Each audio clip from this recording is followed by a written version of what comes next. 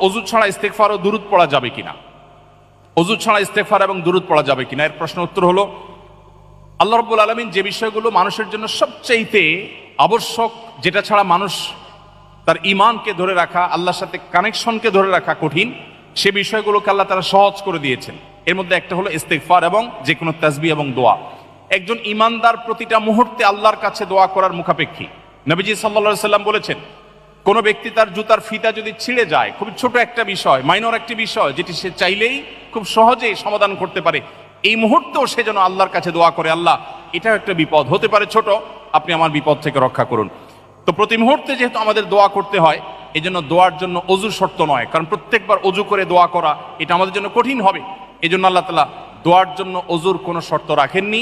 একজন ঈমানদার বিনা অজুতে এবং যেই কোনো মুহূর্তে, এমনকি গোসল ফরজ হলেও ওই মুহূর্তে একজন ঈমানদার আল্লাহর কাছে দোয়া নিবেদন করতে পারেন, ইস্তেগফার করতে পারেন, তাসবিহ তাহলিল পড়তে পারেন এবং দুরূদ পাঠ করতে পারেন। অতএব আমরা যে কোনো মুহূর্তে এই আমলগুলো করতে পারি, বিশেষ করে যখন আমরা পবিত্র জায়গায় থাকব।